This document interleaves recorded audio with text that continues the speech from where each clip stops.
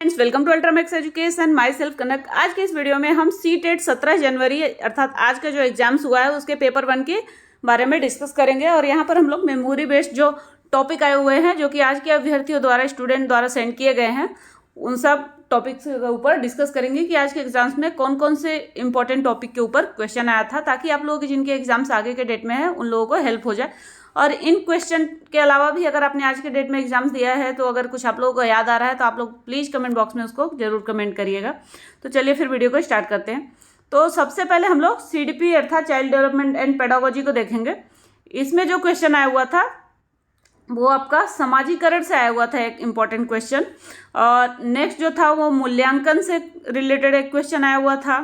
And gender से related आज के एग्जाम में देखने को क्वेश्चन मिला है। एंड पाड़ यानी जिसे पाड़ या ढांचा भी कहते हैं उससे भी रिलेटेड एक क्वेश्चन देखने को मिला हुआ है। स्केप होल्डिंग बोलते हैं इसको इंग्लिश में। एंड शीर्षगामी विकास से रिलेटेड क्वेश्चन आया हुआ है कि शीर्षगामी विकास जो होता है वो किस दिशा में होता है। तो शीर्षगामी अर्थात आप लोगों को इसके नाम से ही पता चल रहा होगा कि शीर्षगामी विकास जो है वो हेड टू टो यानी सर से पैर की तरफ विकास होता है। एंड स्कूल से रिलेटेड एक क्वेश्चन आया हुआ था। एंड नेक्स्ट जो था कोहलबर्ग से रिलेटेड एक क्वेश्चन आया हुआ था। एंड वाइगोत्स्की से रिलेटेड भी एक क्वेश्चन आया हुआ था।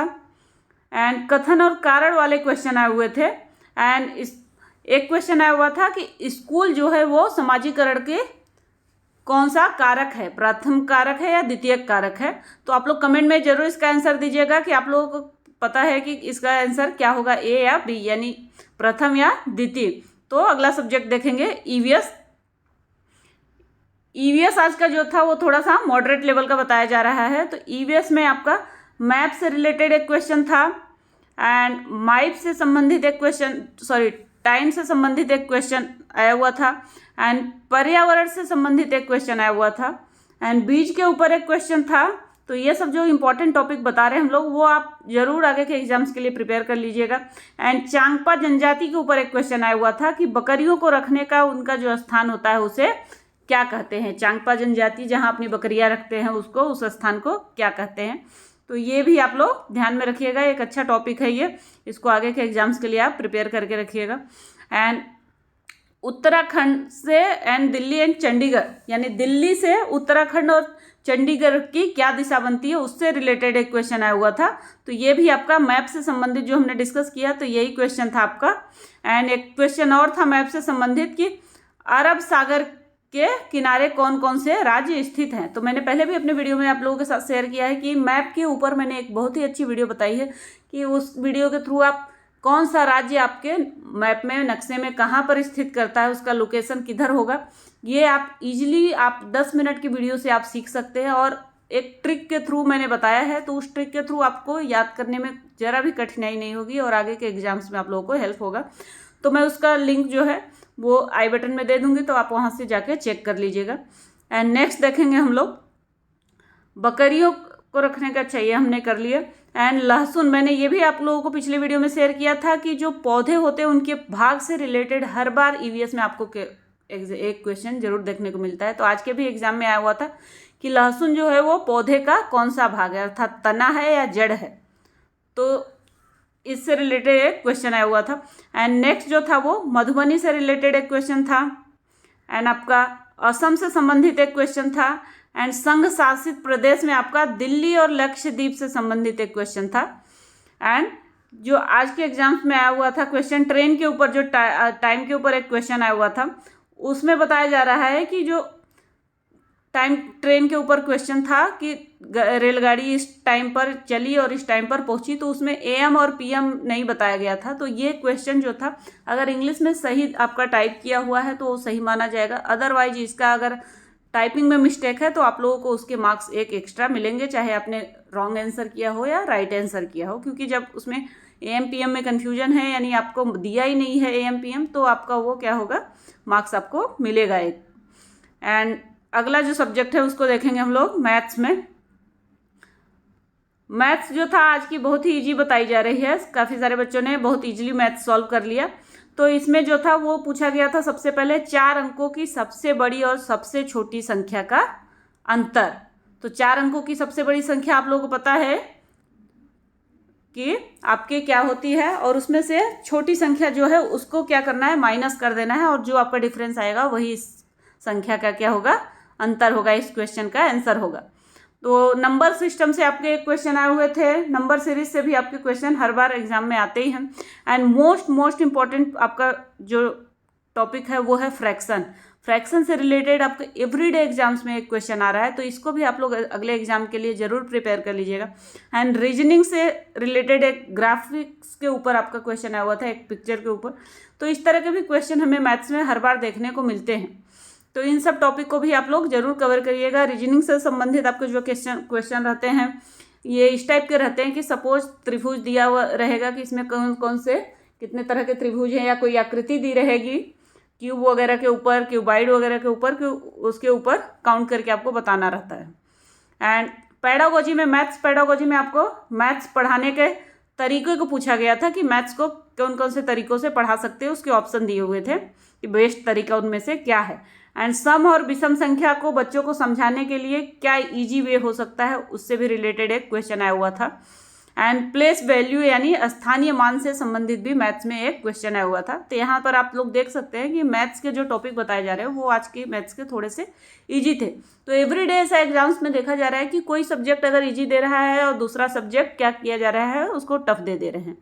तो आज का जो मैथ्स था वो ईजी बताया जा रहा है, बट आज की जो संस्कृत थी वो थोड़ी सी हार्ड बताई जा रही। ईवीएस जो है वो थोड़ी सी मॉडरेट लेवल की बताई जा रही है, और सीडीपी भी आपकी मॉडरेट लेवल की बताई जा रही है। तो इस तरह से कॉम्बिनेशन बना के चलते हैं कि एक सब्जेक्ट अगर इजी है तो नेक्स्ट थोड़ा सा उससे टफ करेंगे, एंड देन उसके बाद थोड़ा सा इजी करेंगे, थोड़ा मॉडरेट करेंगे। इस तरह से कॉम्बिनेशन बनाते हैं ताकि एक दिन का पेपर पूरा का पूरा पेपर हार्ड ना हो। और आप लोगों को पता ही होगा नॉर्मलाइजेशन की भी नोटिस आ चुकी है, तो अगर इस चीज़ को बैलेंस नहीं करेंगे तो फिर आगे जाके क्या होती है, प्रॉब्लम होगी। तो आगे हम लोग देखेंगे अगला सब्जेक्ट है हिंदी। हिंदी में आपके जो पैसेज पूछा गया था वो बहुत ही इजी था, और आपकी जो गद्यांश यानी कविता थी वो भी आपकी बहुत ही इजी बताई जा रही है, उसी से संबंधित जो भी थे क्वेश्चन थे। तो इसको आप अभ्यर्थियों ने क्या किया, बहुत ही इजीली सॉल्व कर लिया था पद्यांश को यानी कविता को भी। और इसमें आपके तत्सम से संबंधित एक शब्द आया हुआ था, और पेडागोजी में आपके भाषा अधिगम से रिलेटेड आपका क्वेश्चन आया हुआ था, जो कि मैंने पहले भी बताया था कि चॉम्स्की जो है वो हिंदी के लिए बहुत ही इंपॉर्टेंट हैं। तो चॉम्स्की को आप लोग ज़रूर पढ़ लीजिएगा आगे के एग्जाम्स के लिए, हिंदी सब्जेक्ट के लिए खासकर इनसे रिलेटेड आपको एग्जाम्स में 2 से 3 क्वेश्चन देखने को मिलते हैं।